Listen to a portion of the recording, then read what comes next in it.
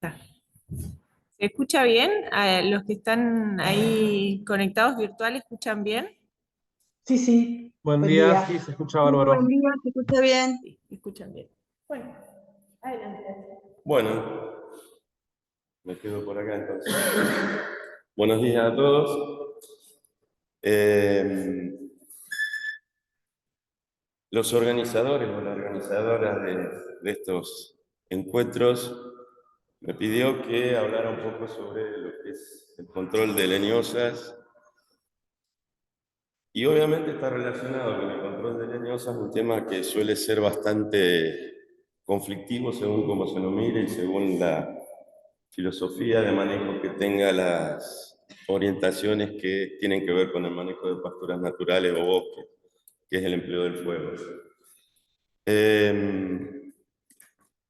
Obviamente son temas bastante tensos, largos, y lo que yo intenté es hacer un resumen bastante apretado de, digamos, los métodos de control más empleados dentro de lo que es nuestra zona de influencia, que es el sudeste de la provincia de Buenos Aires, sudeste de La Pampa, y digo sudeste de La Pampa porque el sudeste de La Pampa está incluido dentro de lo que es la región fitogeográfica del Caldenal, comúnmente conocido como Caldenal, perdón. Y según autores llega a extenderse hasta el sudeste de la provincia de Buenos Aires, principalmente al partido de Villarino. En realidad, el sur del Caldenal es una zona más bien de ecotono en la cual conviven especies tanto arbustivas como gramíneas o herbáceas en general que son comunes a los dos ambientes, al ambiente del Caldenal y al ambiente del monte, que es donde está ubicado más específicamente el sureste de la provincia de Buenos Aires con el partido de Patagones. Entonces, bueno, no pretende ser esto una conferencia ni nada, ni una charla que, bueno, cualquiera que tenga alguna duda a medida que voy desarrollando los temas pueden preguntar y creo que es más amena para ustedes y para mí también. Así que bueno, esto es un poco el lineamiento de lo que va a ser la conversación, es decir, hablar de control de leñosas y entender cuál es el proceso de realización que sufren los pastizales naturales, sobre todo de zonas semiáridas como son las nuestras. Tenemos que conocer un poco lo que son las características de las especies leñosas, porque se tornan en la mayoría de los casos bastante difíciles de controlar. Algunos de los controles que se utilizan, cuál es el objetivo de esos controles y qué significa la palabra de control, porque para muchos el control es realizar tareas de erradicación y realmente si uno entiende la ecología de las leñosas dentro de los pastizales naturales, eso muchas veces no es ni conveniente desde el punto de vista económico ni desde el punto de vista ecológico. Entonces, bueno, hacer un poco la diferenciación entre esos factores y luego, bueno, entrar sí en el tema que por allí es más, entre comillas, conflictivo para algunos. Para mí no tiene ningún conflicto, simplemente hay que entender el rol del fuego a través del tiempo dentro de los pastizales naturales, que es la ecología y el manejo del fuego. Entonces, más o menos eso es en general el lineamiento de lo que va a ser la charla de hoy. Si hablamos del proceso de arbustización, primero habría que recalcar algunas de las características más importantes que hacen que las especies leñosas sean un problema común, no solo en nuestros pastizales de zonas semiáridas, sino en amplias regiones de nuestro país y del mundo. Y podemos enumerar primero que tienen semillas que permanecen viables en el suelo por muchos años. Es decir, muchos autores hablan que muchas veces el proceso de arbustización es un proceso que no surge de un día para otro, sino que va avanzando paulatinamente y en pulsos. Es decir, hay pulsos de lluvia, generalmente factor más relacionado con esto, que en un momento dado hace que un montón de plántulas de estas especies se establezcan en un determinado momento. Hay algunos ejemplos de acacia que dicen que hay pulsos de establecimiento de plantas o de plántulas y posteriormente a través del desarrollo, el establecimiento de leñosas cada 9 o 10 años. Por otro lado, son especies que toleran muy bajos niveles de disponibilidad de agua en el suelo y también se adaptan a suelos que son pobres en nutrientes. Tienen una gran producción de semillas, también esto a veces se da por pulso, es decir, generalmente en nuestra zona, sobre todo las especies como el caldén o incluso algarrobo, que en la zona sur del Caldenal no hay mucho y en la zona del monte no existe, sí existe en forma más bien arbustiva que en forma de árbol, como puede estar en el Caldenal, el algarrobo. Produce muchos frutos, muchas vainas en años en los cuales las primaveras suelen ser secas, así que no hay lavado de las inflorescencias durante ese periodo de primavera, que en nuestra zona es una de las épocas que se concentran las lluvias. Entonces, en las primaveras que son secas suele generar mucha cantidad de vainas, las vainas contienen muchas semillas, y de alguna forma, si eso es seguido por un periodo de sequía que inhibe o limita el crecimiento de las gramíneas, que son el alimento fundamental del ganado vacuno en estos sistemas, el vacuno come esas vainas y se transforma básicamente en una sembradora. Es decir, las deposiciones que van desparramando por todo el área en que se mueven los animales contienen muchas de estas semillas que pasan por el aparato digestivo de los rumiantes, se escarifican porque son semillas que están contenidas por las vainas, tienen a su vez la semilla una cubierta dura, se escarifican y caen en un medio, que son las heces, que son muy propicios para favorecer la germinación de esas semillas, ¿sí? Luego, obviamente, tienen que darse las condiciones para que esas plántulas que emergen en las heces se vayan, digamos, desarrollando y estableciendo. Generalmente, cuando uno habla de establecimiento de especies leñosas, se considera en general que una vez que pasa el primer año entre lo que es germinación, emergencia, crecimiento y desarrollo, ya estamos con una planta establecida. Y digo esto porque después es uno de los problemas que tiene en cuanto al manejo de estas especies y su control. Si una planta que ya está establecida, por lo que viene después, que dice allí gran capacidad de rebrote, de alguna manera conspiran contra controles muy eficientes si no se hacen en la época, momento adecuado en esa época, y utilizando prácticas que de alguna forma uno tenemos que asumir, que de alguna manera no va a matar el 100% de las plantas, que esa mortalidad o control de la cobertura aérea es limitada en función del tipo de especie y del elemento que nosotros pongamos en juego para hacer el control.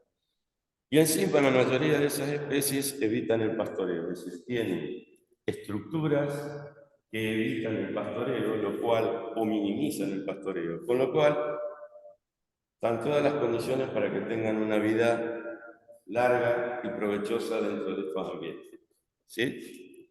Entonces, son características que vamos a tener en cuenta cuando nosotros después yo les voy a mostrar algunos resultados, algunos más nuevos, otros más viejos, de distintas prácticas de control de leñosas y van a ver que hay, digamos, parámetros dentro de esos que pueden variar abruptamente y otros que no varían tanto a pesar de que son prácticas que en un principio suelen ser bastante drásticas en cuanto a lo que uno piensa del control.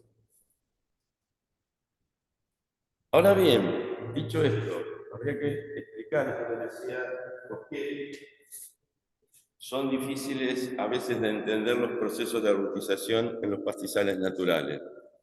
¿Por qué aumenta la abundancia de estas especies? Hay distintos factores. Yo les voy a presentar los que a mi criterio son los más importantes y que de alguna manera hay dos o tres que son mucho más importantes en nuestras zonas. Uno son las fluctuaciones climáticas. Es decir, uno está acostumbrado ahora a sentir del cambio global. Todo tiene que ver con el cambio global. Si la culpa de tal cosa, es del cambio global.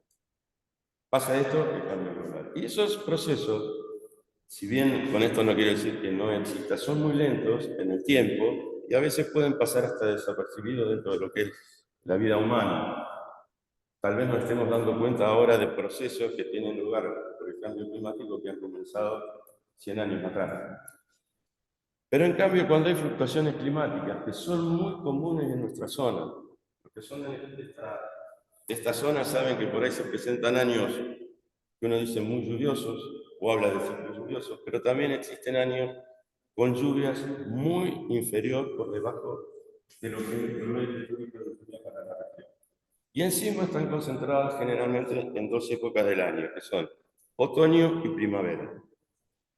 Esas fluctuaciones climáticas hacen que de alguna manera, sobre todo en ambientes, como ven esto que está bastante deteriorado a través del sobrepastoreo y que ya tiene un proceso largo de arbustización, cuando terminan los ciclos secos comienzan a aparecer, esto yo no sé si se alcanzan a ver bien, pero todas estas son plantas nuevas de jarilla, de la red de varicata. ¿Cuándo aparecieron? Porque son de la zona, deben recordar, Miguel, la sequía que hubo entre 2007 y 2009, que fue tremenda, sobre todo en la zona de ustedes.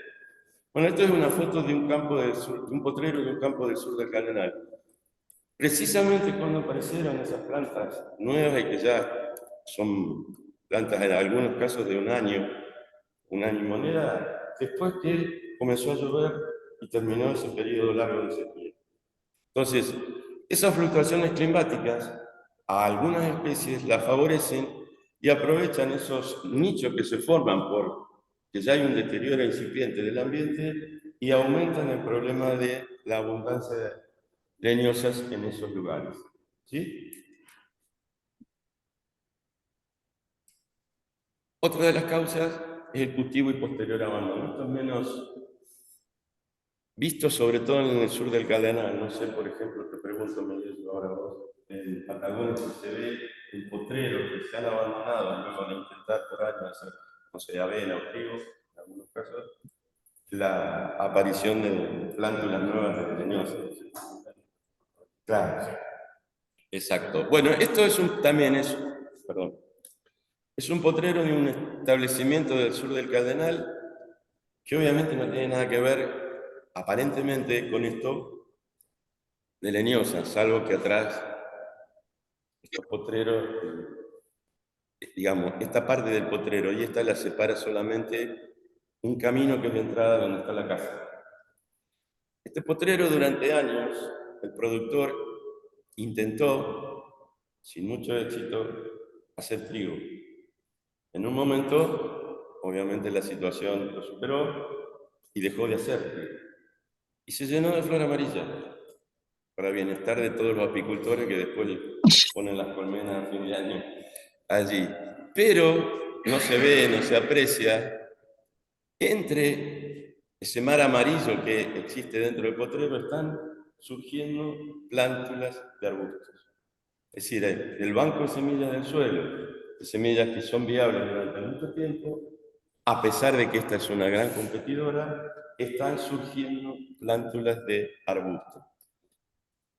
Sí, con el tiempo seguramente va a haber muchas más y van a ser visibles. Es decir, esto es primero es un índice de la agresividad que tiene la flor amarilla como planta exótica invasora, y esto surgió a partir de que se abrió, bueno, si pudiéramos ver, aquí se abrió una ruta ya por el año 1986, que es la ruta número 1 de la provincia de La Pampa, y a partir de ese momento se empezó a dispersar la flor amarilla a lo largo de esa ruta, porque antes estaba a lo largo de la ruta 22, que es la que pasa por enfrente de este establecimiento.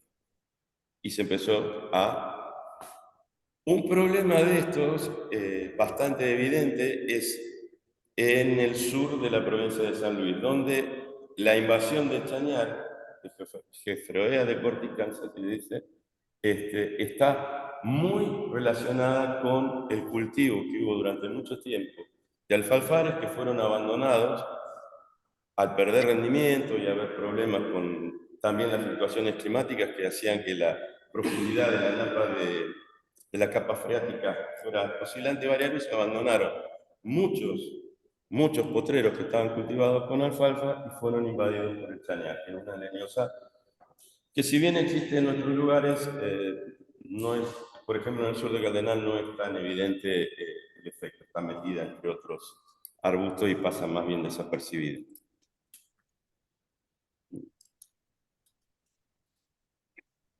El otro problema es la introducción del ganado doméstico. Es decir, todos los ambientes de pasturas naturales evolucionaron con un cierto grado de vigoría y estaban en equilibrio con la vegetación natural. Y eso se iba regulando en el tiempo. Bueno, si había más pasto, habría más animales, si había menos pasto, moría y habría menos animales. ¿Sí? Nuestro sistema de pasturas naturales de la región y de la Argentina, me atrevería a decir en general, fueron evolucionando con la presencia de vigoría, pero de animales pequeños. Generalmente algunos autores hablan que el animal más grande, o el herbívoro más grande que habitó los pastizales naturales de nuestra región, fue el guanaco. Muchos de los campos digamos, de la zona de la cual estamos haciendo referencia, lo primero que se introdujo fue el ganado ovino, que durante un tiempo se produjo, pero después, bueno, por distintas razones que tienen que ver con el manejo, la utilización de la lana, predadores, etc., se los cambió y se introdujo el ganado vacuno. El ganado vacuno, obviamente, se va a alimentar de los pastos. No consume los arbustos. Puede consumir, como les decía antes, las vainas de algunas especies leñosas que las produzcan. Pero después de arbustos no consumen, ni aún en los peores momentos. Entonces, ese sobrepastoreo cambió un poco las relaciones de competencia entre lo que son arbustos y pastos, fue deteriorando el ambiente, o sea, en la diapositiva anterior se veía efectos más notorios de esto que debido al sobrepastoreo, y de alguna manera eso fue propicio para que esos espacios que iban quedando menudo fueran poblados por especies arbustivas. ¿Sí?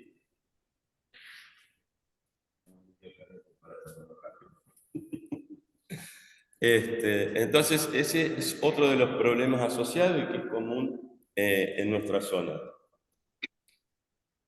Y a su vez, la introducción del ganado vacuno trajo aparejado, y acá metiendo un poquitito, superponiéndolo, el tema de lo que es el manejo del fuego o el rol del fuego en este tipo de ecosistemas con el proceso de arbustización. El ganado vacuno consume, como decíamos, los pastos, que en realidad, cuando hablemos de fuego, lo vamos a bautizar como combustible fino. ¿Sí? El fuego ha ocurrido siempre. Siempre ha ocurrido el fuego. Cada zona o cada región tiene un régimen de fuego en el cual está incorporado dentro de ese cúmulo que hace el régimen de fuego la frecuencia con que ocurrían los fuegos. No en todos los ambientes ocurrían con la misma frecuencia. Al desaparecer el combustible fino, ¿qué se altera? Se altera de alguna forma la frecuencia con que esos fuegos ocurrían. Y el fuego era un factor que mantenía el equilibrio pastos-arbustos en estos sistemas. Al no ocurrir con la frecuencia histórica, pongamos entre comillas, muchos de esos sistemas se fueron arbustizando, porque el fuego actuaba entonces como un medio de control. Después vamos a ahondar un poquitito en esto. Creo que para aclarar, y bueno, espero que no sea para enturbiar más todavía el concepto, si por ahí en la audiencia hay biólogos y demás, es una discusión amena a ver si el fuego o no es útil o es un disturbio o no es un disturbio dentro del sistema. Y a veces, bueno, son discusiones un poquito bastante duras.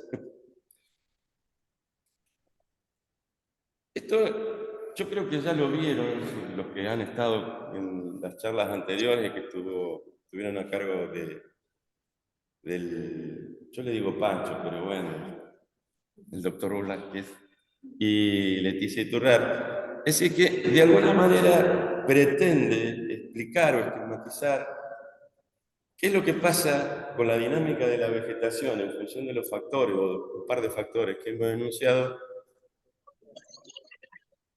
y cómo es la consecuencia sobre el ambiente. Y las consecuencias a veces están dadas si esos ambientes son fáciles o no, o si es posible o no recuperarlos. Ahora está de moda una palabra bastante, restauración. Y a veces la restauración de la vegetación original, después de mucho tiempo que han sucedido estos procesos, yo diría que es bastante utópica, porque solamente estamos hablando de lo que es digamos, el daño que se hace sobre la composición original de la vegetación en esos sitios. Pero no olvidemos que todos esos procesos traen aparejados aumentos en cuanto a la erosión, que afectan el suelo. Y cuando se pierde el suelo no se recupera. Entonces, por más que después haya una vegetación acorde a ese suelo modificado, puede estar muy lejos de lo que era la vegetación original que se daba en ese sistema. ¿Sí? Entonces, esto, digamos, es un esquema en el cual tiene en cuenta lo que es la presión de pastoreo y cómo iría variando y las consecuencias a lo largo del tiempo. Nosotros tenemos un umbral límite a partir del cual, si nosotros caemos abajo, si lo pasamos, cualquier acción de retornar hacia atrás y volver a tener una composición vegetal similar o muy parecida a la original puede ser muy costosa, en tiempo o en insumos. Generalmente ustedes tengan en cuenta que los pastizales naturales, eso ya se lo deben haber dicho, y para hacer una simplificación, tienen mucho que ver con las regiones semiáridas. ¿Sí? Y ya ahí tenemos un montón de limitantes. Suelos que son más pobres en nutrientes, más pobres en materia orgánica, suelos que son a veces más propensos a degradarse por erosión, etc. Entonces todo eso cambia lo que sería la estructura de las comunidades vegetales que hay en esos lugares. Entonces tendríamos, si la presión de pastoreo fuera adecuada o baja, estaríamos en un dominio en los cuales dominan, valga la redundancia, lo que son especies herbáceas, gramíneas. Sobre todo teniendo en cuenta y diciendo que lo que a nosotros nos interesa por el objetivo de producción, que es la ganadería, las gramíneas preferidas, es decir, los animales no comen cualquier cosa, comen cosas que prefieren. Pueden comer cosas que son un poquito menos preferidas y hay algunas cosas que directamente no comen. Entonces, esto estaría mostrando que bajo una presión de pastoreo adecuada estaríamos en un lugar o en un dominio en el cual predominan las gramíneas. En la medida que aumenta la presión de pastoreo y que por ahí superemos este umbral, llegando a una presión de pastoreo alta, ocurren estos cambios.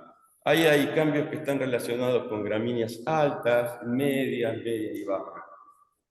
¿Por qué desaparecerían primero las gramíneas altas y medias y después se mantendrían un poco las medias y pasarían a otras que son más bajas? Habitualmente, como una axioma general, se dice que las gramíneas de porte alto son más sensibles al pastoreo, porque recurrentemente son pastoreales. ¿Sí? ¿Por qué? Y porque son más visibles, porque son más conspicuas dentro de este ambiente, entonces el animal recurrentemente va a esas especies. Luego pasa a las otras, ¿sí? Ahora bien, cuando la presión de pastoreo es alta y no se le dan los descansos adecuados al pastizal para que se recupere, los animales suelen volver ¿a qué? A las plantas que están rebrotando, porque son los rebrotes más tiernos y generalmente son los rebrotes que tienen mayor calidad. Entonces el animal, sobre todo el vacuno, prioriza eso, ¿sí? Entonces se vuelca a eso. Y todo eso va haciendo que esto vaya cambiando. Los pastizales que están en proceso de deterioro, si bien pueden aparecer signos de deterioro en cuanto a lo que es el suelo, por algún proceso erosivo incipiente, uno de los, digamos, factores que uno lo debería alertar es cuando aumenta la presencia de anuales. Algunas especies anuales pueden ser de utilidad en algún momento, sobre todo cuando hay lluvias abundantes. Nosotros tenemos ejemplo en la zona que en épocas muy abundantes de lluvia y en lugares que están deteriorados puede haber alfilerillos, puede haber riego de carretilla, y los animales lo usan, obvio, pero no es deseable desde el punto de vista de manejo a largo plazo de los pastizales, que eso sea dominante dentro del pastizal. Es decir, que la presencia de anuales, por más que tengan un cierto valor forrajero, no es deseable dentro del pastizal, porque también eso está acompañado por muchas especies anuales que no tienen ningún valor, que los animales no consumen. Entonces va cambiando todo. Acá ustedes ven que la presión de pastoreo sigue siendo alta, y acá se torna en baja. ¿Eso por qué? Básicamente está diciendo que no hay nada para comer, o hay muy poco. Entonces, obviamente, la presión de pastoreo va a ser menor porque quien esté sufriendo ese proceso en uno de sus potreros o en su pastizal va a tener que sacar animales así porque si no se van a morir de hambre, lisa y llanamente. ¿Cuál es el tema? Y acá está asociado a lo que hablábamos con la frecuencia de fuego, que en la medida que aumenta la presión de pastoreo y desaparece el combustible fino, la probabilidad que ocurran fuegos es muy baja. A ver, el último gran incendio que hubo acá cerca de lo que es el ámbito del Departamento de Agronomías ocurrió entre diciembre y enero del 2017. Se quemaron más de 1,5 millones de hectáreas, accidentalmente o naturalmente. ¿Por qué digo esto? Porque muchas veces los fuegos empiezan naturalmente y hay gente que se cree que es el mejor momento para quemar y aprovecha para quemar. Y se arma una catástrofe total, por desconocimiento. Se quemaron, como decía, cerca de 1,5 millones de hectáreas, no me acuerdo bien, hay una estadística de INTA que hizo censo y determinó la cantidad exacta de hectáreas que se quemaron. Que fue un periodo no llegó a un mes, es decir, creo que empezó antes de Navidad y se extendió hasta el 10 o 11 de enero. Hubo campos que tenían potreros que no se quemaron. ¿Por qué? Porque no había pasto. En medio de ustedes iban y recorrían, está quemado, está todo quemado, llegaban, ¿qué pasó acá? No había pasto, no se quemaron. Entonces, la probabilidad que ocurran fuegos en esos sistemas que están muy deteriorados y demás es muy baja. Es más, yo he ido a campos en los cuales nos han llamado a decir, ¿es posible quemar? No, no quememos, no hay pasto. Bueno, entonces ahí tienen relacionado dos factores que afectan el proceso de arbustización. Y bueno, se complementa con esto, es decir, que cuando se dan esas condiciones, la probabilidad y tasa de establecimiento de plantas de especies leñosas en esta situación es muy alta. Y pasa que hacer un dominio en el cual predominan solamente especies arbustivas. O leñosas en general, porque yo estoy hablando, digamos, leñosas y ahí están contempladas especies que tienen forma de árbol y tienen forma de arbustos. Y hay especies que tienen originalmente forma de arbusto como caldén, pero después de recurrentes incendios que han pasado, adquieren una forma de arbusto, porque pierden lo que es la dominancia apical. ¿Hasta ahí vamos bien? ¿Hay alguna pregunta? No sé si tenés alguna pregunta. Se durmieron todos.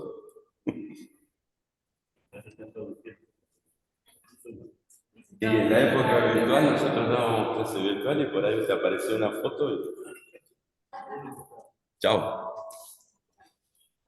Bueno, esto es, digamos, habitualmente lo que sucede en el Cardenal y lo he visto también en algunos lugares cerca de Patagonia. Es un potrero que está sobrepastoreado y una de las claves dentro de esto para decir que está sobrepastoreado, ustedes van a ver que hay montículos chiquititos y hay montículos que son un poco más grandes. Si los animales han comenzado a consumir plantas que habitualmente no consumen.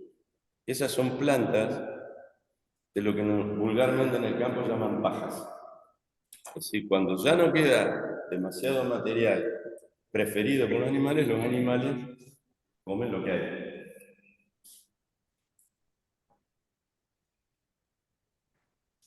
La discusión de si las especies leñosas son invasoras estrictas o tienen un comportamiento invasor viene de mucho tiempo atrás. Obviamente, como toda la ciencia del manejo de pasturas naturales, que está muy asociado a lo que es la ecología, porque muchos de los ecólogos que originalmente comenzaron a trabajar en sucesión y demás, esos conceptos que originaron fueron tomados para el manejo de pastizales naturales, pero obviamente después siguió creciendo como ciencia, al ver que muchos de esos supuestos en algunos lados se cumplían, en otros no, a veces se cumplían a medias, a veces no se cumplían literalmente.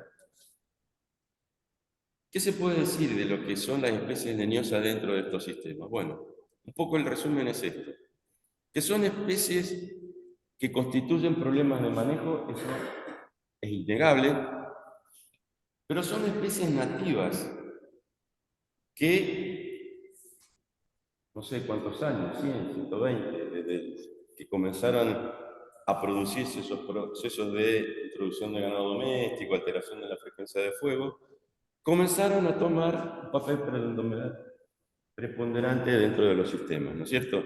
Y pasaron de estar presentes en densidades reducidas, con lo cual quiere decir, no es que no existían, pero estaban en poca cantidad, ahora dominan muchos de estos sistemas. Volvemos otra vez un poquito atrás, la influencia del hombre sobre el pastoreo y los efectos directos e indirectos. Una es sobre pastoreo, consumo constante, sin descanso, de las especies más preferidas. E indirectamente eso que causó la alteración de la frecuencia de fuego. Bueno, eso favoreció en la mayoría de los pastizales naturales semiáridos el aumento de las especies leñosas. Entonces, ¿cómo tenemos que considerarlas? Bueno, es una parte del ambiente. Y son muy resistentes a perturbación. Y dentro de perturbaciones podemos hablar de procesos como el fuego, podemos hablar de procesos que de alguna manera son inducidos para el control de esas especies, para bajar la incidencia que tienen sobre la producción, porque todo esto tiene un efecto sobre la producción. Un pastizal que está arbustizado, en el cual predominan las especies leñosas, el potencial de producción de esos pastizales es mucho menor que lo que era antiguamente, ¿no es cierto? Pero a su vez, dentro de las cosas de alguna forma malas que estamos diciendo para nuestro objetivo de manejo principalmente, le dan mucha estabilidad ecológica al sistema. Es decir, no es lo mismo un sistema frágil que fue desmontado totalmente que un sistema que, aunque sea poco productivo en procesos de sequía, no es que no va a sufrir alteraciones, pero va a sufrir menos alteraciones que el anterior. ¿Sí? Eso tiene que ver que son plantas que, como son nativas, están adaptadas a cualquier tipo. Y no me gusta decir la palabra disturbio porque después voy a desmistificar que algunos de los factores que están metidos dentro de lo que es el manejo de pastizales naturales no son disturbios para nosotros. A través de muchos años han evolucionado adaptándose a esas características del ambiente, es decir, al fuego, a la sequía, al bajo contenido de nutrientes que tienen los suelos, al bajo contenido de materia orgánica. Son plantas que están muy adaptadas. Entonces, cualquier tipo de alteración que pueda haber en un determinado momento, pasado un tiempo, ese pastizal vuelve. Obviamente no a la forma original, sino a la forma que tenía antes que ocurriera. ¿Sí? Bueno, y esta es una parte buena. Es decir, sirve de refugio para que, bueno, los animales digamos, silvestres, algunos nativos, otros no tanto, bueno, tengan alimento, tengan lugares de refugio para, bueno, mantenerse dentro del sistema. Este es un nido que encontramos entre medio del monte, en el Caldenal, había, si mal no recuerdo, 15 huevos de ñandú que estaban ahí y era prácticamente imposible de acceder al lugar. O sea que no. Bueno, ¿se están aburriendo? Bueno, entonces ahora vamos a hablar un poquitito del control de especies leñosas, siempre teniendo en cuenta lo que estábamos hablando de las características. ¿Cuál es el objetivo? Bueno, simple. Desde el punto de vista ustedes hacen la idea que la mayoría de estos lugares o estos ecosistemas son aptos para la cría de ganado. Mucho de la cría de ganado en nuestro país se desplazó hacia áreas similares a esta cuando se amplió la frontera agrícola. Es decir, a medida que se fue expandiendo la frontera agrícola, era como que las vacas iban al fondo del colectivo, o sea, las iban llevando más para atrás. Entonces, uno de los objetivos es aumentar la producción de forraje. Y por otro lado, cosa que es muy importante, es facilitar el manejo de la ciencia. Ustedes tengan en cuenta que los potreros de estos sistemas no son potreros de 60, 70, 100 hectáreas, en los cuales puede haber una avena, puede haber trigo, que cosecha, que sea, sino son potreros que a veces tienen 700, 800, 1000, y a veces hasta 2500 hectáreas sin ningún tipo de división. Entonces, manejar los animales en esas condiciones no es nada fácil. No es nada fácil. Dato de color, una vuelta me invitaron a un campo de Chimpay, que está en la provincia de Río Negro. El campo, bueno, vos lo conociste, de Fibu, ¿no, Héctor? Sí, bueno, me invitó él. Fuimos, y dijiste, no, ¿qué hectárea tiene el campo? 50.000. Digo, ¿y qué? Y no, sí tiene algunos potreros, pero el potrero más chico tiene 5.000 hectáreas. Entonces, fíjense de las dimensiones y de lo complicado que puede ser el manejo de los animales en situaciones similares. Por ahí es un caso exagerado, pero es verídico, puede pasar. Existe.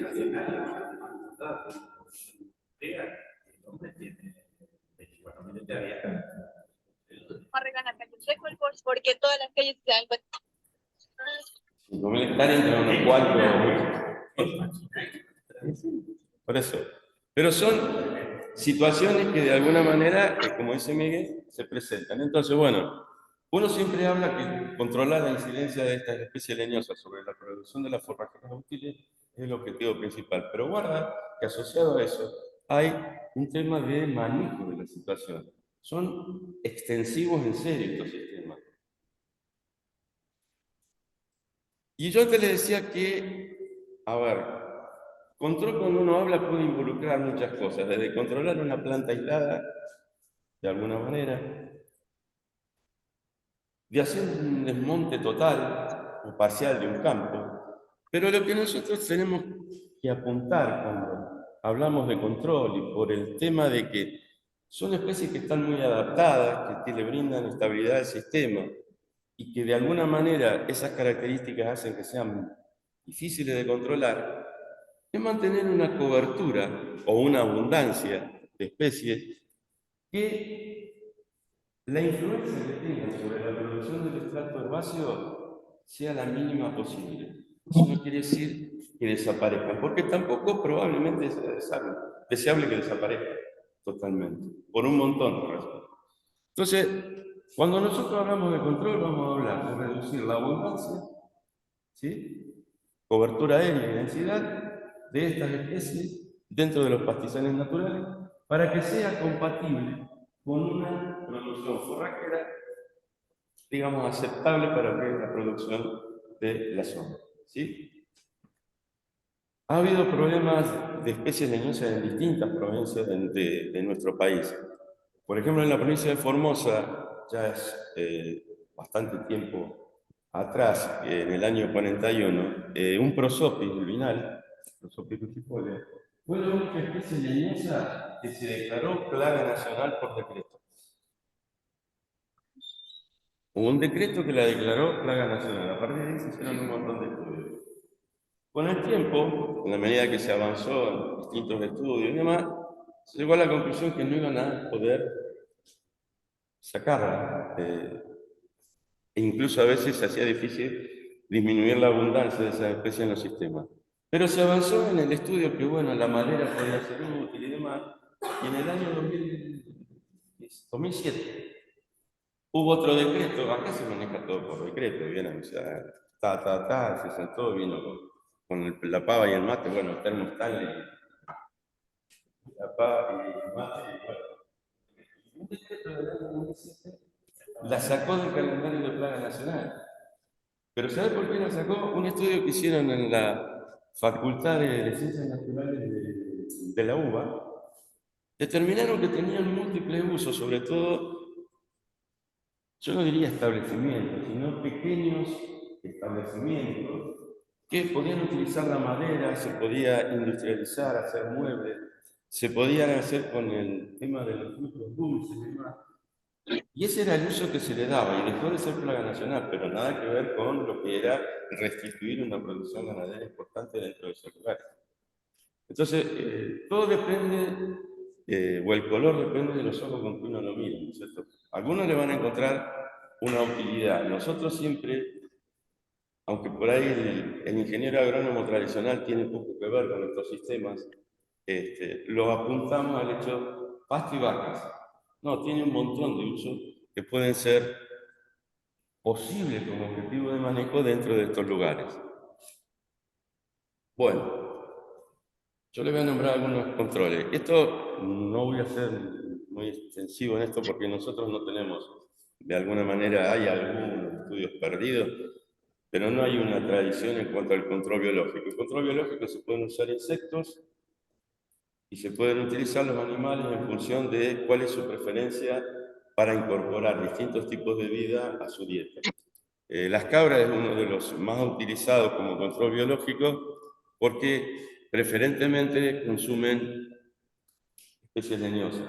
Ojo, no se comen todo el árbol, comen los rebrotes tiernos y demás, entonces realmente no hay demasiada información y estudios donde se utilice específicamente en nuestro país el control biológico a través de las cabras, aparte por la amplitud de estos sistemas, por la superficie que involucra y demás, es muy difícil el manejo de los animales, necesitan el cierre nocturno y demás. Pero de alguna manera, bueno, se los quería mostrar como un dato anecdótico, en el sentido que ustedes ven en un lugar que está lleno de especies de gramíneas, los bichitos estos están dándole a la leñosa. En otros países hay estudios, digamos, que se están desarrollando actualmente para el control de especies leñosas, sobre todo en Estados Unidos, Sudáfrica, Australia, con distintos tipos de insectos para controlar Prosopis glandulosa, que es el mezquite. Es una planta, una especie similar a lo que son el caldén y el algarrobo en nuestro país. Pero incluso en Estados Unidos hay algunas firmas comerciales privadas que comercializan ya insectos que están adaptados para, bueno, controlar sobre todo dicotiledonias herbáceas. Bueno, pasamos a otra. Control químico. En nuestro país, si bien se usa en algunos lugares, digamos, no es muy masivo el uso de control químico dentro de los sistemas pastizales naturales. Esto tuvo una gran influencia a partir de la finalización de la Segunda Guerra Mundial en el mundo, sobre todo en Estados Unidos y bastante en Australia, control químico de especies leñosas a partir del descubrimiento de los herbicidas como el 2,4-D, en su momento el 2,4,5-T, bueno, que eran, sobre todo el 2,4,5-T era un herbicida específico y se utilizó a montones. Se dejó de utilizar después de la guerra de Vietnam. Siempre las guerras son detonantes de algo. Porque se descubrió que, bueno, también tenía que ver cómo lo usaban, ¿no? Es decir, era un defoliante muy potente, se lo utilizaba para abrir la selva y muchos de los que manejaron el tema de las aplicaciones, el manejo del herbicida, con el tiempo desarrollaron distintos tipos de cáncer. Y hubo una movida muy fuerte a partir de fines de la década del 70 y principios del 80 del siglo pasado, en el cual, bueno, primero algunos estados y después, digamos, federalmente Estados Unidos lo prohibió y no se fabricó más. ¿Qué ventajas tiene usar esto? Bueno, ahí está enunciada. Se puede usar donde otros sitios, en sitios en que otros métodos no. Por ejemplo, en sitios muy pedregosos donde el control con maquinaria, como se denomina el control mecánico, no se puede aplicar. Esto sería factible de aplicar. Son herbicidas sistémicos, es decir, son sistemas que son absorbidos por la planta. Acá no van los herbicidas que tienen que ver con que son de contacto y eliminan la cobertura, no. Estos son sistémicos, de alguna manera nos va a limitar en ciertos aspectos, es decir, que cuando se aplican la planta tiene que estar en crecimiento activo. ¿Sí? Hay una gran variedad de formas de aplicación, desde plantas individuales hasta las que son más masivas con aplicaciones aéreas. Una de las grandes ventajas no expone el suelo a procesos de erosión en general, porque el material que se seca arriba pasa a incorporarse a la brosa y de alguna manera protege el suelo y no hay tanto peligro como en otros métodos, sobre todo el mecánico, para que se produzcan procesos de erosión. Y el control es relativamente rápido. Se aplica y en el término, según el herbicida que se use, 2 o 3 semanas, ya hay efectos. Es decir, ustedes fíjense que si uno aplica un herbicida, ya con disminuir la parte del follaje, que eso se seque, llega más radiación al suelo, más temperatura, si llueve pueden incorporarse más agua al suelo y estar disponible para las plantas. Entonces, relativamente rápido, sin demasiado daño, se puede. Cuando uno habla de todo esto, hay, digamos, formas que están reguladas, legisladas para la aplicación, las cuales se tienen que tener en cuenta. Y otra de las cosas, siempre hacer caso a lo que dice el marbete de los herbicidas, en cuanto a dosis y en cuanto al manipuleo por la gente que lo va a usar. Porque a veces, porque es caro, pongo menos, entonces no tengo el resultado que quiero. O a veces pongo más, a veces, y termina siendo cualquier cosa. Hay que ser muy estrictos en eso. Yo no voy a entrar en detalles porque no tiene nada que ver con la... No, no. A ver, la devolución es como manera que no, incluso vos podés volver a incorporarlo en el animal y pasó eso en 2 o 3 semanas, perfecto. No pasa nada. Lo que pasa es que no hay mucha experiencia. Yo después les voy a mostrar algunos resultados, porque la tesis de magíster que yo hice fue, claro, ingeniero agrónomo lo tenía metido acá, ¿viste? Pasto, qué sé yo, los herbicidas, y dije, bueno, tengo que hacer una tesis. Me metí en algo que más o menos manejaba, porque incluso había trabajado en la parte privada con eso, pero, digamos, no es una práctica habitual. Mira, yo hace 40 años que estoy acá, 42, una cosa así, una sola vez un productor me consultó si podía aplicar herbicidas masivamente. Algunos vienen y te dicen, bueno, tengo que sé yo, no sé, están creciendo arbustos entre el alambrado. Bueno, sí, ahí se puede hacer un control individual de plantas, distintos métodos e inclusive usar herbicidas. Pero aplicar sobre una superficie grande, no. Porque los rebrotes son más sensibles en algunas especies. Ahora me diste pie para pasar al otro, que tiene algunas desventajas. No es efectivo en todas las especies. Nosotros tenemos, uno de los problemas es que dentro de las especies leñosas que hay tanto en el cardenal como en el monte, muchas especies. Es como una ensalada rusa de especies. ¿Viste? Si tiene papa, arveja. Bueno, y no todas responden al mismo herbicida de la misma manera. Incluso ahora después yo les voy a mostrar una lista de algunos herbicidas que están en uso, que se pueden usar. Son mezclas de herbicidas para potenciar el efecto, pero están indicados para determinado tipo de especies en las cuales hay experiencia y hay datos. Pero es bastante complicado eso, porque no todas responden al mismo herbicida. Están especies, por ejemplo, que son a veces de hoja caduca, que las pierden y tienen que recuperar una cierta masa de hojas para hacer la aplicación. Otras que son de hoja, digamos, perenne o siempre verde, que tienen distinto espesor cuticular de la hoja y eso hace que la eficiencia con que absorbe una parte de la planta y otra, que son de hojas nuevas, la absorbe distinto. Y eso cambia mucho el efecto, ¿viste? Entonces, bueno, de alguna manera a veces eso limita un poco los resultados. La edad de las plantas que hay también, generalmente son más sensibles, las especies que son más jóvenes, plántulas que están en desarrollo, pero bueno, hay muchos factores que son, a ver, sería muy largo, como dije, especificar de cada uno. El hecho a veces que puede haber plantas forrajeras que son sensibles, si bien son, la mayoría, digamos, algunas son muy específicas, especies venenosas, pero por ahí el mal uso o hacer aplicaciones con dosis un poco más alta puede tener algún problema sobre las especies forrajeras deseables.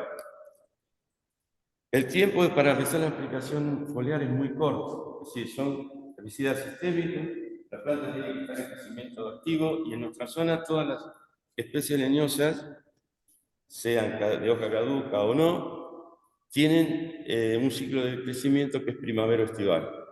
Pero, bueno, eso ya lo acorto, pero dentro de eso tiene que haber una ventana de oportunidad para aplicarlas en la cual el herbicida sea más efectivo. Yo, por ejemplo, hice aplicaciones individuales sobre varias especies, caldén, agarró, chilladora, tiquicín, carilla. Y el periodo adecuado por un montón de parámetros que evaluamos, que tienen que ver las condiciones climáticas y demás, tenían que ver con el espesor de la cutícula foliar en las especies que no eran caducas.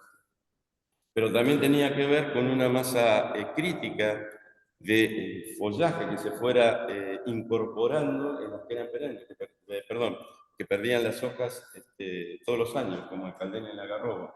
Entonces había que hacer una aplicación que no estuvo, digamos, yo la concentré para probar en 3 meses, que fueron noviembre, diciembre y enero, y la aplicación mejor, o que dio mayor efecto en el sentido global de las especies que analicé, se dio en diciembre. Después las otras no es que fueron malas, sobre todo por la forma que era de tratar plantas individuales, pero eran un poco menores los porcentajes de control que obtenían en las fechas de noviembre y enero. Y otro problema que tenemos, yo no sé si se alcanza a ver, pues se me ocurrió ponerlo en rojo y veo que el rojo no funciona, que por ahí en otros lugares no lo es, pero para nosotros, sobre todo en las situaciones que estamos viviendo ahora, y siempre fue más o menos así, es el costo que tiene.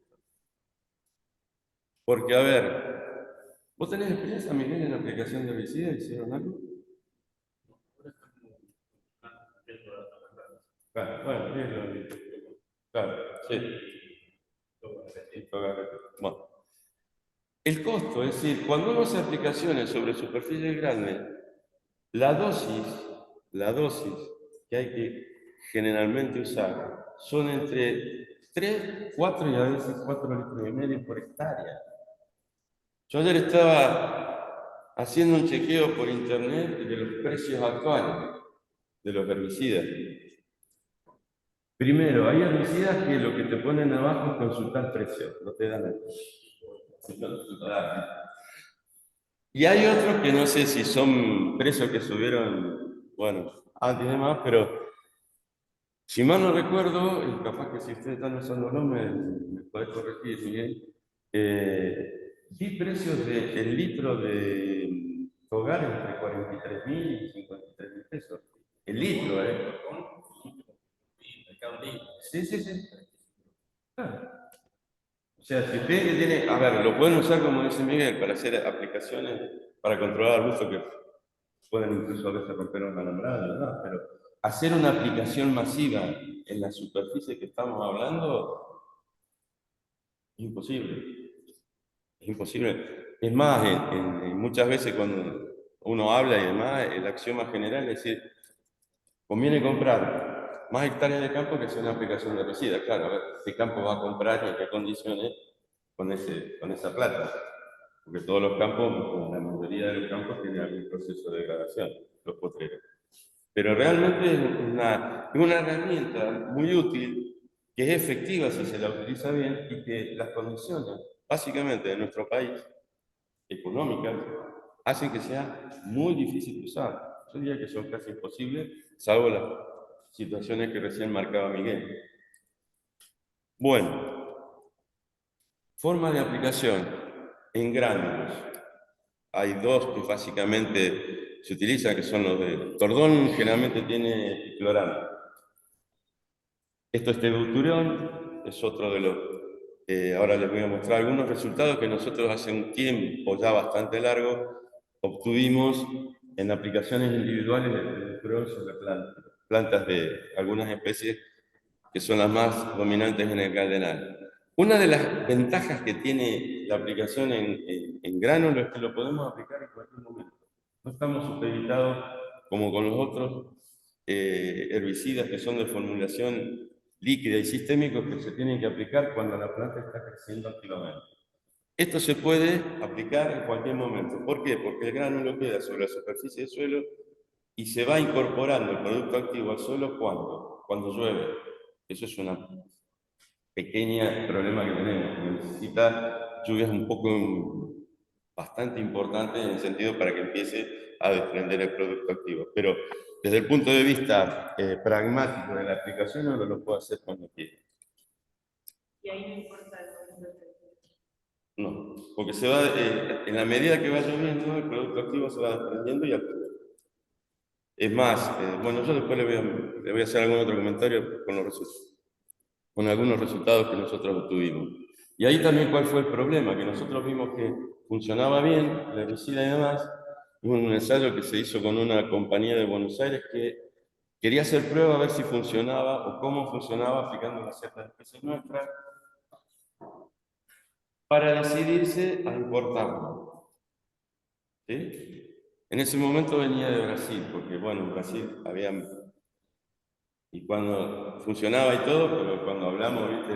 De trasladarlo a superficies grandes, era imposible y quedó, digamos, la idea de utilizarlo, bueno, en alambrado, cuando se están poblando abajo de especies leñosas y demás. Pero la empresa decidió no trabajar con eso. Es más, en un momento quise también por el control, teníamos una clausura y se nos estaban metiendo al gusto por entrar alambrado y quise conseguir y no vi. No sé si ahora en algún punto, en algún lugar se puede conseguir en Argentina. Hay algún trabajo de San Luis con Chañar que lo utilizaron, pero también de hace mucho tiempo. Bueno, esto es aplicaciones sobre el tronco, sí, plantas individuales, que se pueden hacer directamente sobre la base del tronco, también esto se hace a veces en cualquier momento. La otra es aplicación sobre tocón, que es lo que recién mencionaba Miguel.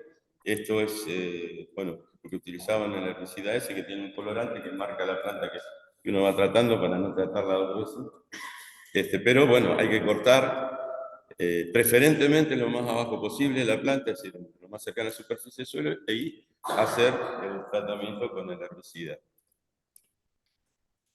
Aplicaciones foliares también se pueden hacer con mochilas aspersoras sobre plantas individuales, y bueno, también se pueden hacer aplicaciones aéreas, con las limitantes que comenté anteriormente. Esto, bueno, es una foto que no es de nuestro país.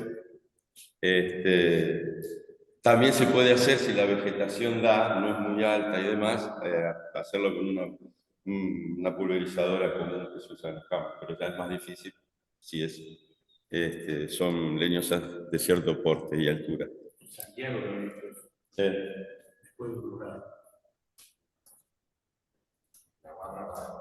¿Y sí?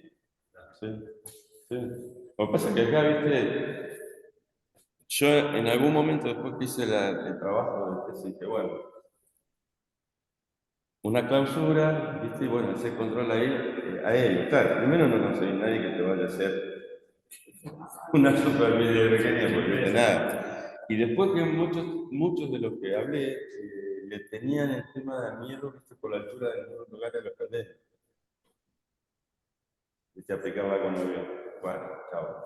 Y los subsidios que te dan, viste, no te da para hacer mucho pirueta dando vueltas y rompiéndote la cabeza. Pero básicamente no. Lo que sí por ahí, porque yo estoy hablando en forma individual de los tratamientos, pero no hay nada que impida que se pueda combinarlo. Es decir, por ejemplo, después de un fuego, por allí, con dosis relativamente más menores de las que yo le hablé, se puede hacer un tratamiento con herbicidas y una máquina para controlar los rebrotes. O después de un rolado. O como se hizo en alguna parte del campo de Patagones, que hubo un fuego y posteriormente se mantuvo con el rolado. Es decir, se pueden hacer esas combinaciones. Bueno, lo que pasa es que hay que tener los recursos para hacerlo y por otro lado la decisión tomada de hacerlo.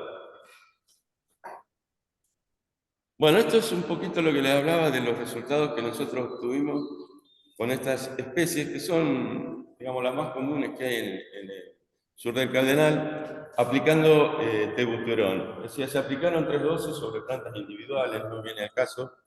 Estaban, creo que eran 15, 30 y 45 gramos eran 3 tratamientos.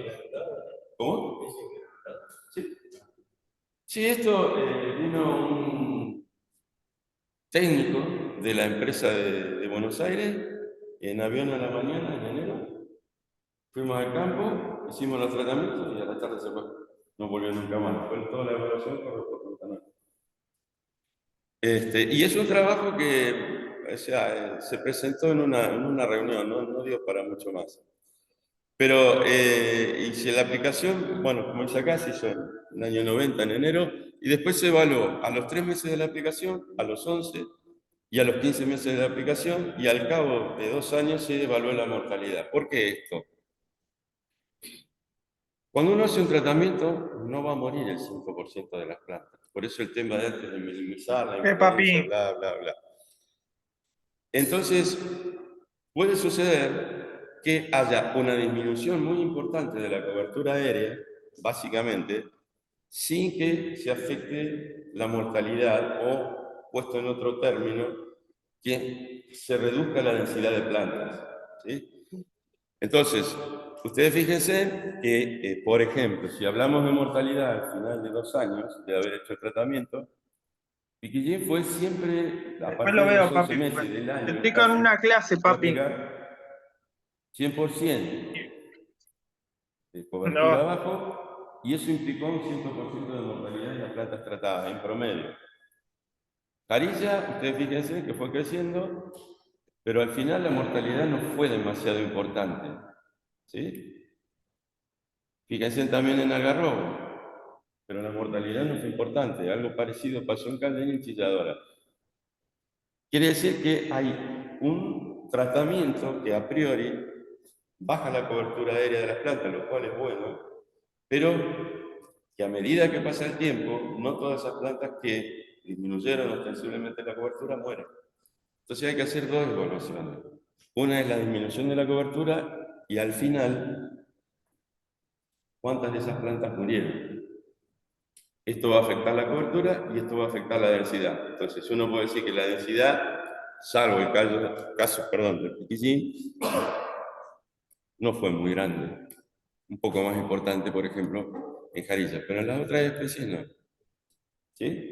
Ahora, ¿por qué pasa esto? Ustedes fíjense que a los 3 meses había una disminución aérea bastante importante en todas las especies, menos en piquillín.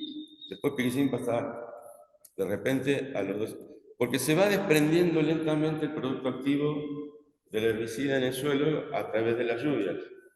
Y a medida que pasa el tiempo, hasta un cierto momento, eso se va incrementando. Entonces, por eso, al cabo de los 15 meses, ustedes ven que en todas las especies o en la mayoría de las especies, fue creciendo esa disminución de la cobertura aérea. Después de eso, después vamos a ver que se nota más en otros tratamientos, porque acá lo cortamos nosotros, se ve que por más que se haga un tratamiento y ese tratamiento sea muy eficiente, sobre todo en la parte de disminución de cobertura aérea de las especies, es necesario volver a hacer un papi. tratamiento si se quiere mantener de alguna manera esa mínima influencia de la especie leñosa sobre la producción herbácea.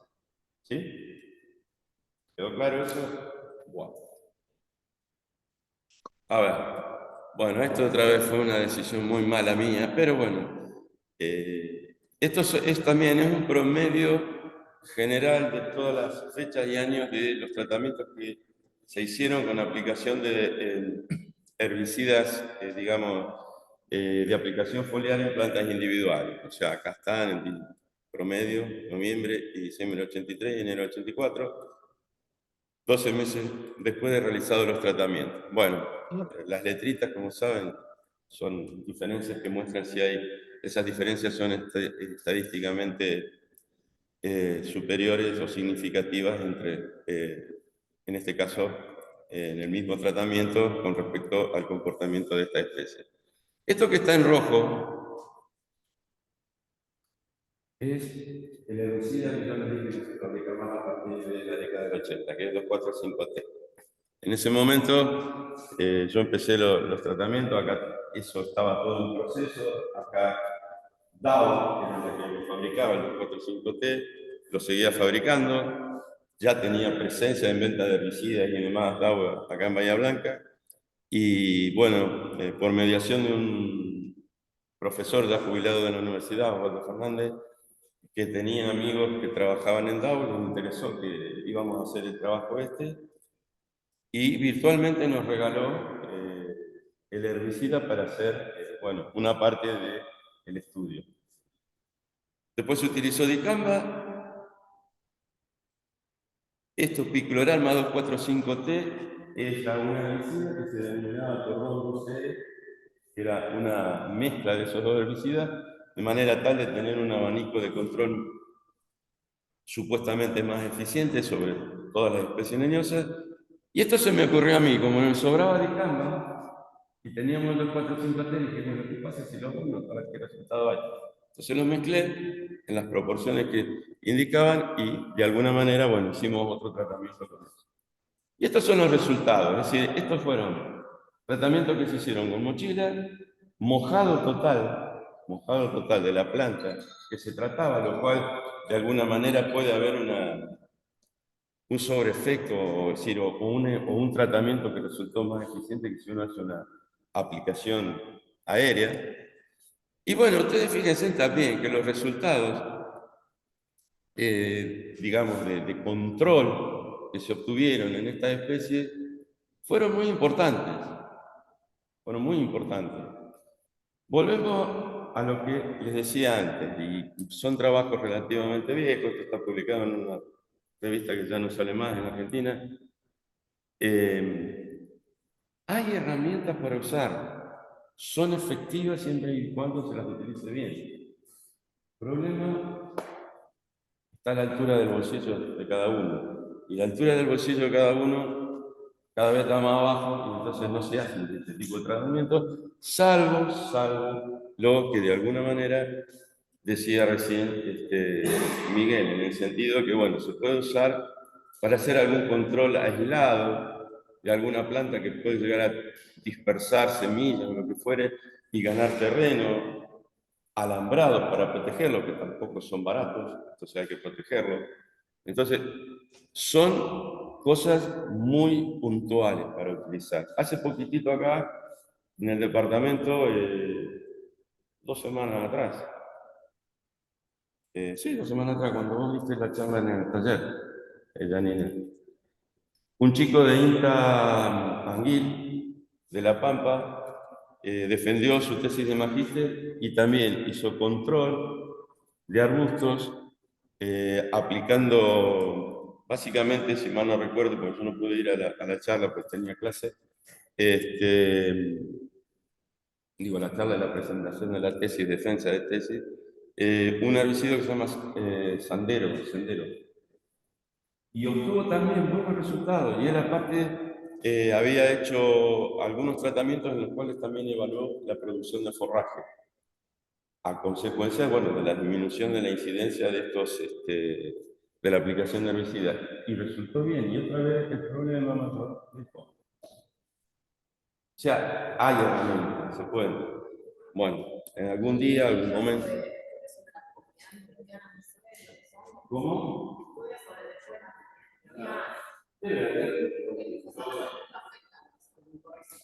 Sí, puede ser que la afecte, pero también a veces los efectos son, digamos, momentáneos. Al cabo de poco tiempo se restituye la población. Es decir, por ejemplo, yo no voy a hablar de eso, pero cuando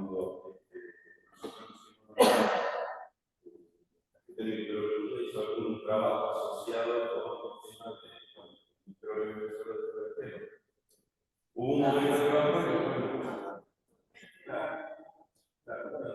Pero son efectos también, digamos, muy puntuales, que desaparecen, ¿no?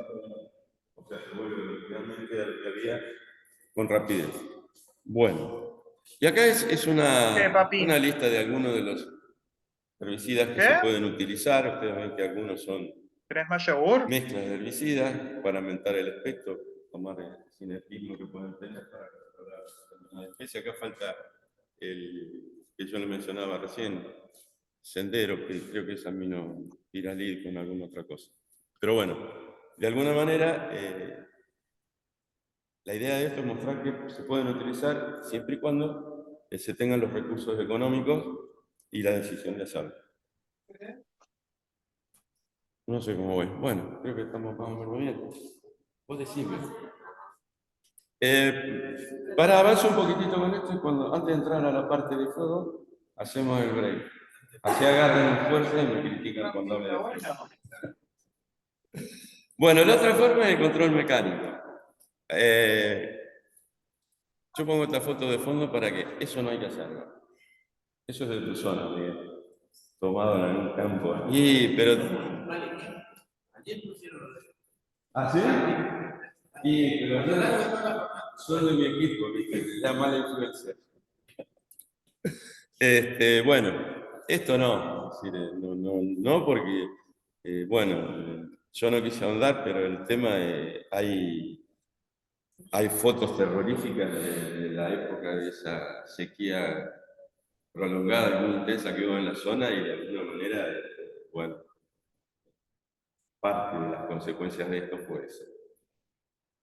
Cuando uno hace, digamos, un control mecánico, tiene que ver cuáles son los objetivos de manejo, obviamente. Tiene que ver con la vegetación a controlar, tamaño, ahora después vamos a ver algo un poquitito. ¿Cómo es la topografía del terreno? Suelo. Suelo es importante, porque muchos de los controles mecánicos que hace, sobre todo sectores que se puede usar la topadora, termina decapitando la capa superficial del suelo, que es la capa mejor que tiene el suelo. Y eso empobrece la situación. El potencial de sitio. Muchas veces la decisión equivocada es hacerlo en el peor sitio que tiene el campo. El peor potrero, ahí lo van a hacer. Y a veces no es eso lo conveniente, sino que hay que evaluar si el sitio en el cual se va a hacer un tratamiento, que generalmente son muy costosos, si eso va a tener un rédito económico y de producción. Entonces muchas veces la decisión no pasa por si, este es el potrero peor y lo hago acá, no, porque los resultados pueden ser totalmente distintos. Y los requerimientos posteriores, es decir, lo que hablábamos antes, todos los tratamientos, al cabo de un tiempo, requieren tareas de mantenimiento, es decir, aplicar otra vez el mismo tratamiento o hacer una combinación de tratamientos, como hablábamos recién. Un rebrote después de un rolado, por ejemplo, sería viable, si hubiera los recursos, como insistir en eso, para hacer un tratamiento químico. Entonces, bueno, se pueden usar este tipo de maquinaria. Arado, rastradisco, apta para este tipo de especies. Generalmente en la zona, esto es del campo de pico, un buen ejemplo, porque lo usan para mantener las picadas contra fuego. ¿Sí? Entonces, se utiliza para mantener limpio, en época de posibles incendios, los contrafuegos. En este caso son unos contrafuegos importantes. ¿Sí? Y también puede ser utilizado cuando, bueno, hay especies leñosas y se quieren hacer grandes superficies que son bajas y con raíces poco profundas. Esto ya es un poco más drástico el tema. El uso de topadoras, que a veces se usa para remover grupos poco densos de arbustos grandes y o árboles. Pero esto generalmente causa un gran disturbio en el suelo. Y bueno, a ver, yo no sé si vos tenés, yo te tomo de referencia porque vos estás en la zona que es crítica. ¿Cuánto cobran ahora? Sí. ¿Perdón?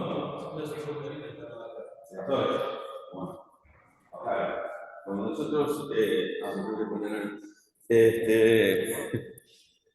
cuando hicimos, bueno, armamos la infraestructura para implementar el estudio sobre fuego, nos cobraron 700 litros de gasoil, 700 litros de gasoil por hectárea. para hacer picada. Porque no era que íbamos a desmontar todo. Por eso. En la Pampa la zona nuestra tiene menos borde, ¿no? Una picada, Sí, sí. No, por eso, a ver, se tiene que adaptar, ¿viste? A lo que es el tipo de aplicación, pero de alguna manera, ¿viste? Son tratamientos que implican un gasto muy caro, muy caro. No, nosotros ya tenemos un monte de... Claro, eso facilita. Eso facilita la cosa. Y ahora uno... perdón, esto está al revés. Otro es usar cadenas. Esto es un poco más barato que otros tratamientos. Es el utilizar dos tractores con una cadena que generalmente, si tiene 80 metros, la distancia que tiene que haber entre tractores es digamos, la mitad de eso. Puede tener distintos aditamentos. Esto sirve por ahí, travesaño de hierro soldado. A veces en todos los eslabones, a veces cada 2 o 3 eslabones, ayuda a escarificar la superficie del suelo, sobre todo cuando de alguna manera está compactado. A veces tienen en el medio y en los extremos algún dispositivo para que la cadena no se rompa, esté girando. Es decir, bueno, son distintos tipos de adaptaciones. Y son efectivas cuando se usan en árboles pequeños, arbustos y muy flexibles. Yo la he visto trabajar y también resulta bastante efectivo después de un fuego accidental, porque la pasan sobre, digamos, los residuos que quedan de las leñosas y las van achatando y poniendo en contacto con el suelo. El problema de eso fue que en el campo que lo vi después hicieron una vela y me dieron la oreja. Y después se suicidaron. Porque quedó un desastre total. Pero, ¿cómo? Sí, porque es bastante barato. Es barato para el productor porque si hay algo de diseñar Leña. pelo contra pelo, por el valor de la leña, lo que tiene Claro. no tiene impacto en el suelo, claro. No. Sí, a los 4 o 5 años. No, siempre eso ¿viste? Pasa en la mayoría. Después tomamos un ejemplo de un trabajo que hicimos en la chacra con rolo de algo que empezó en robo. Ayer Bueno, pero viste que siempre mostramos cosas, algunas son menos buenas y otras son buenas. Ahí está. Ese es el rolo de... No, yo tengo más, pero esta es la más linda porque estoy yo.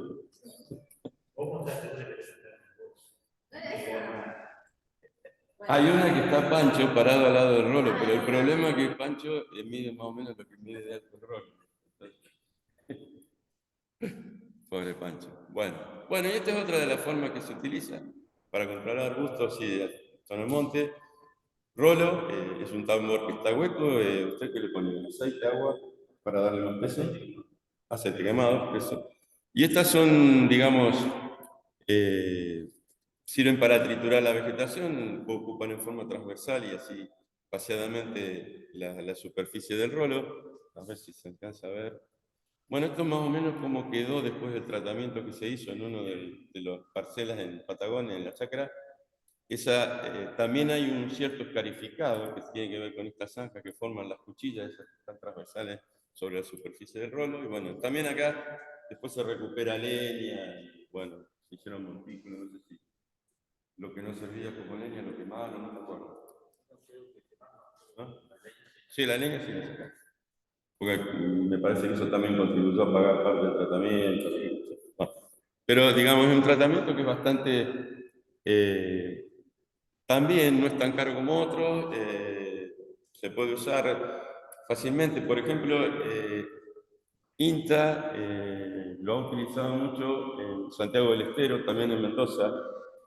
Tratamientos, ellos lo llaman rolado de baja intensidad, porque allá hay árboles, entonces pasan el rolo por entre medio de esos árboles cuando los hay, e incluso a veces va asociado a eso un concentrador que va incorporando alguna especie que complementa la cadena forrajera del lugar. ¿Sí? Acá, por ejemplo, cerca de Río Colorado, ya hace un tiempo, habían hecho un trabajo de rolado y asociaron a eso una siembra de pasto crónico. Bueno, La primera siembra no resultó muy buena, el pastorzón es bastante difícil de establecer, y más en las condiciones que queda Campo de Montes fue rolado, pero en el segundo intento lograron establecer el llorón. Lo que pasa es que después con el tiempo y el manejo que se hizo, bueno, se lo fue comiendo la asociación secundaria, pero de alguna manera se puede hacer eso. ¿Cómo? Y bueno, ese es trabajo que queda para ustedes. Está bien, bueno. Lo que pasa es que, a ver, ahora se está trabajando un poco en eso de domesticar especies y demás. Pero si vos te pones a pensar, en realidad, si uno pudiera, digamos, entre comillas, domesticarla, resembrarla, sería lo ideal porque son las especies que están más adaptadas al lugar. Entonces, bueno, de alguna manera hay un montón de inconvenientes. Eso se logró en parte con la poda ligular y el San Luis. Pero hasta que llegaron a tener un método más o menos confiable y, digamos, desde la parte práctica de poder adoptar, pasó bastante tiempo. O sea, son procesos medio largos. Bueno, esto es lo que les decía, espero que se alcance a ver. Esto es lo que está identificando, es la cobertura, perdón, la densidad total, expresado en plantas por hectárea, de gramíneas perennes deseables. Es decir, acá hay un pool de gramíneas perennes en el sentido de que son preferidas desde el punto de vista animal, a veces también llamadas deseables. Bueno, ahí en eso está Hipatenis, había poa ligular y papofor, bueno, distintas especies que componían ese pool. Antes del rolado, que se realizó en noviembre de 2012, por ahí, ¿no? Rolado. Esto es antes del rolado porque van a haber diferencias entre antes del rolado y después del rolado, lo que tiene que ver con las gramíneas y con las leñosas. ¿Por qué? Porque las evaluaciones se hacían al final del ciclo de crecimiento de cada una de ellas. Las gramíneas, la mayoría, son de ciclo otoño-invierno primaveral, entonces la evaluación se hacía en diciembre. Mientras que las leñosas son de ciclo primavero-estival, entonces la evaluación se hacía a fines de febrero o principios de marzo. Entonces ahí no es que haya ningún manejo extraño. Entonces esto es la densidad y esta es la cobertura. Ustedes fíjense que cada año está comparado en relación a el dato que teníamos antes de rural. Y esto es lo que se evaluaba año a año, tanto en densidad como en cobertura. Ustedes fíjense que, bueno, durante todo esto que son asteriscos está mostrando que hay diferencias significativas estadísticamente entre este año y el antes del rolado, entre este año y antes del rolado, y entre este año y antes del rolado. Y lo mismo en el caso de estas columnas, ¿sí? Son datos que se obtuvieron de 8 potreros. Y ustedes fíjense, de 2011 a esto es 2017, al final de las evaluaciones, del ciclo de evaluaciones, se encontraron diferencias significativas en cuanto a la densidad y la cobertura que fueron mayores en relación a lo que había antes del rolado.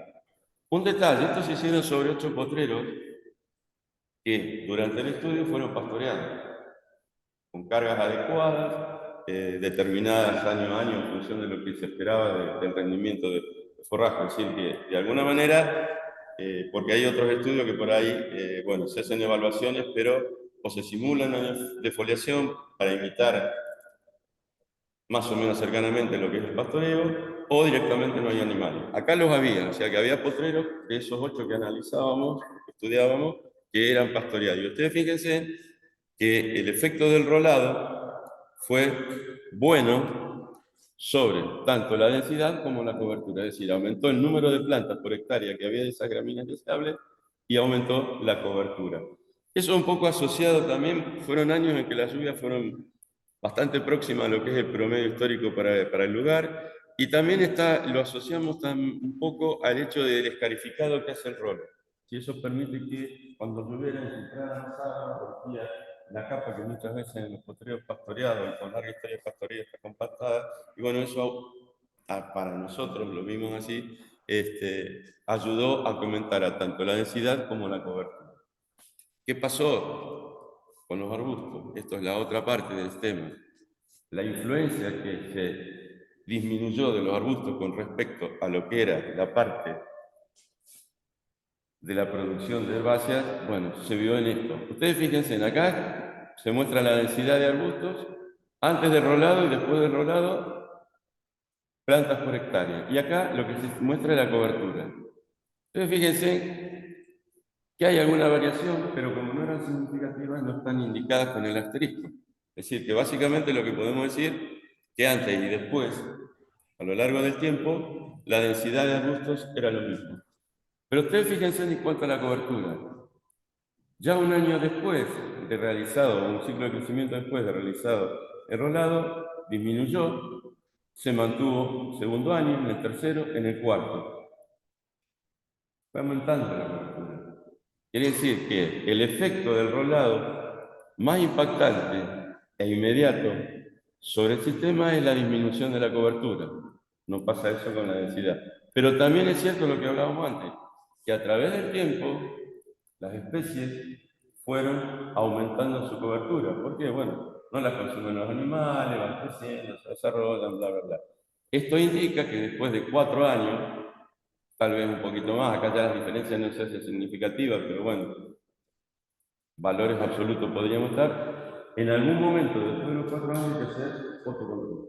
Y ahí es el momento de alguna manera, bueno, decidir hacer otra vez el rolado o hacer otro tipo de tratamiento. De fuego, de medicina para nosotros, hay otro, yo no los puse acá los datos, pero nosotros en 2004 habíamos quemado 4 de los potreros que se analizaron. Después, sobre esos potreros que fueron quemados, se realizó también un rolado. Y de alguna manera se vio, en líneas generales, lo mismo, como usted para gramíneas preferidas y leñosas, pero el efecto fue mayor cuando se fue la suma de fuego y rolado posterior. ¿Sí? Entonces, bueno, más o menos se mantuvo en eso. Esto es un poco, esto es los últimos datos que nos tocó dar de lo que es la... Esto lo mandamos a publicar a la revista que es el Departamento del Departamento de Economía, ¿no? Y está ahí casi para que lo publiquen. Pero bueno, el tema es que, como ustedes verán, estos son resultados que no en todos los años tienen el mismo número de muestreos. O sea, por ejemplo, en este primer año, que es 2015, se hicieron más muestreos que, por ejemplo, en este que es 2017. Sí, bueno, entonces lo que nosotros vimos de alguna manera que se podía servir desde el punto de vista práctico es analizarlo rolado y no rolado. Esto sería el tratamiento rolado, no rolado, perdón, y este de rolado, en función de la producción forrajera, también de especies deseables, que es un total, es un pool, pero hacerlo dentro de cada fecha. Estas letritas son las que estadísticamente está diciendo cuánto las diferencias entre la producción forrajera de los potreros no rolados y rolados fue distinta. Pero ustedes fíjense que hay una tendencia, aunque no siempre se manifestó esa diferencia significativa, a que en el potrero rolado también ahí está influyendo las características del año, si fue más o menos lluvioso. También son... Claro. Sí. Entonces, sí, yo los datos de lluvia, digamos, están incorporados, pero no los puse acá. Traté de hacer las cosas que se vea el impacto y hacer el comentario. Pero ustedes fíjense en que en la mayoría de las fechas, la mayoría de los años, aunque las diferencias no fueron significativas, siempre hubo una tendencia a que la producción forrajera en el lugar rolado fue mayor. También tenemos que tener en cuenta lo siguiente, las características de lluvia, como decía Miguel recién, también tenemos que tener en cuenta que a medida que avanzó el tiempo, la cobertura del barbuto se fue restituyendo y también eso volvió a influir, es decir, pero de alguna manera todo ese esfuerzo en cuanto al control y demás se ve reflejado en el aumento de la producción forrajera y eso ayuda a mantener o de alguna manera manejar algún aumento de carga que no sea perjudicial para el sistema. ¿Sí? Y esto tiene que ver un poco con la densidad y cobertura de otras especie leñosa antes de rolado y después de rolado. Ah, no, pero esto lo que ahí está. Listo, hacemos el break.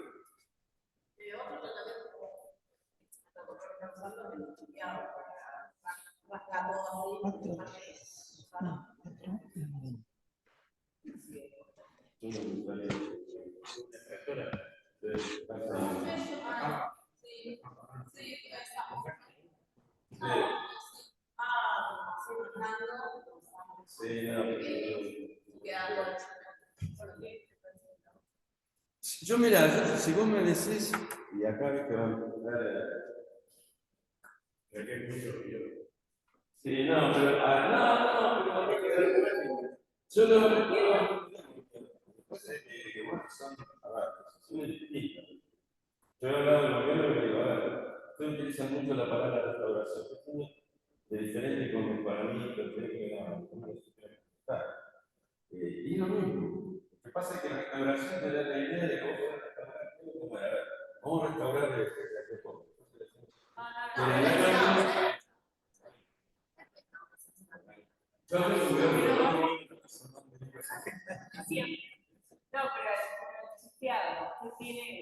No, a ver, yo no utilizaría ningún método, excepto por ahí, para complementar algo que cadenado, muy agresivo sobre el suelo, y, bueno, el tema del rolado.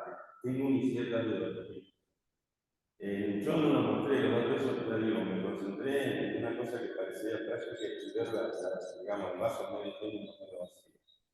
Pero nosotros, cuando se aplicó el rolado, lo que habíamos encontrado es que había desprendido muchas plántulas que se estaban regenerando de cosas preferidas. Y eso yo ahí no se nota, pero el primer año, sobre todo, hubo una baja bastante grande de lo que fue la ansiedad de gramíneas preferidas. No sé si es porque fue el año en particular, o las condiciones que se hicieron esos tratamientos, por ahí. Y vos decís que lo han chequeado también. Y yo no tengo Ninguna. Lo posible no. Y ahora viene la parte que siempre me dijeron. Vamos a hacer juego, muchachos. Hay una pregunta acá que dice, además de los costos y la decisión de aplicar herbicidas, se estudió su uso dentro del marco de las buenas prácticas y contaminación ambiental. Era un poco lo que... Sí, era lo que dije, o sea, bueno, a ver, no hay ninguna información más reciente para no tener problemas que lo que te verifican los restos. Después tenés que tener, a ver, hay cursos para el manejo, cómo tenés que usarlo, las medidas de precaución, demás. El medio ambiente, por ejemplo, tanto el medio ambiente tiene glifosato, vos aplicás glifosato, cuando aplicás glifosato, yo no soy se desactiva. Es una necesidad total, pero no se desactiva. Desactiva el compuesto. Y bueno, Comercial, desactiva. no, la legislación, cuando lo usan lo usaban como si fuera más de agua. El caso claro como